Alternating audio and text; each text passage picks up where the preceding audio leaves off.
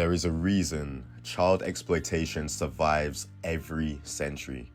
Not because humanity doesn't know it's wrong, but because it hides where power concentrates. Pedophilia is not a random crime. It is a power crime. It thrives where authority is insulated, institutions protect reputations, media filters reality, and the public is emotionally distracted instead of strategically awake. This isn't new, it isn't modern, and it isn't accidental. Today, predators don't even hide anymore. They expose themselves online. When unrest or crisis hits a nation, the mask slips. You see it in comment sections, you see it in viral tweets, you see it in jokes that are not jokes at all. Notice what's being expressed.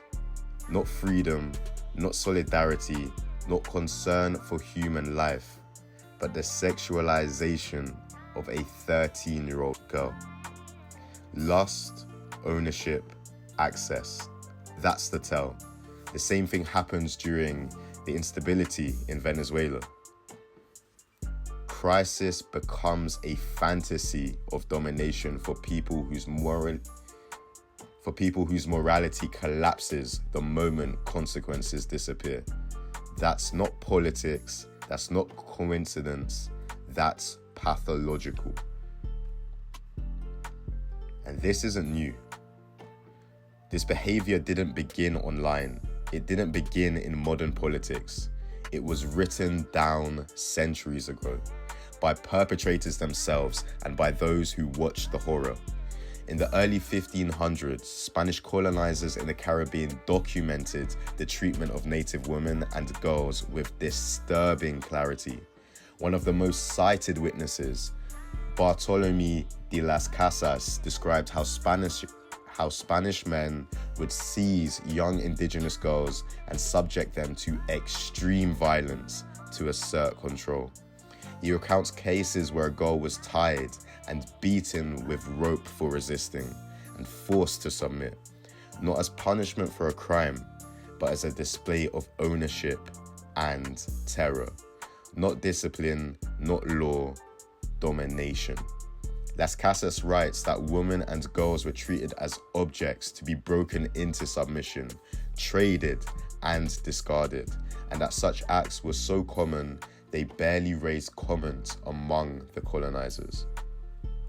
This wasn't hidden, it wasn't rare, it wasn't condemned, it was routine, because the perpetrators held power, weapons, and institutional backing. And that's the lesson people keep missing. When authority is unchecked, abuse doesn't just happen, it becomes normalized. Here's something people need to ask themselves. Why is it so easy to find statistics when it fits a narrative, but suddenly impossible when it comes to child sexual crimes? Why did we get endless breakdowns of crimes by neighborhood, crimes by black people, crimes by class, crimes by ideology?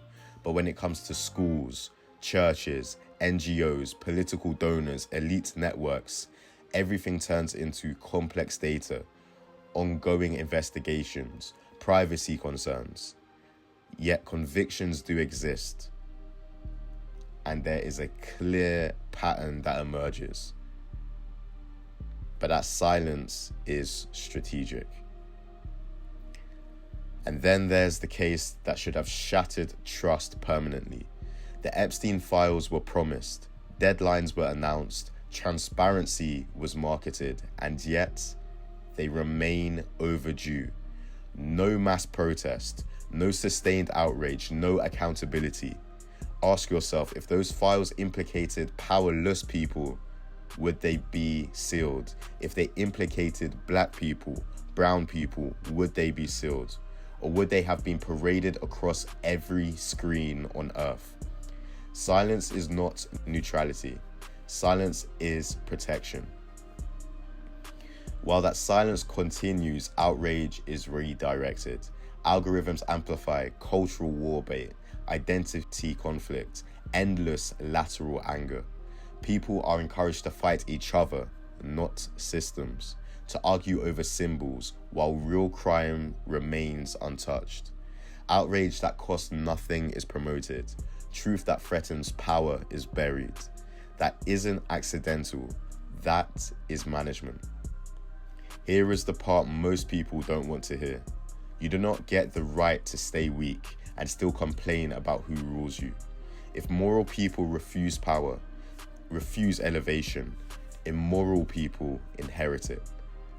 If competent people stay silent, predators organize. Power vacuums are never left empty. They are filled, always, by the least restrained among us. This is why elevation is not optional. You must build competence, gain leverage, increase your economic, social, and intellectual power. Not for ego, not for status, but because evil flourishes where resistance is absent. If you do nothing, you are ruled by people with no conscience. And history has already shown what they do when unchecked. Evil doesn't need your approval, it only needs your absence. So elevate, or be governed by the worst humanity produces. Don't be deceived, young king.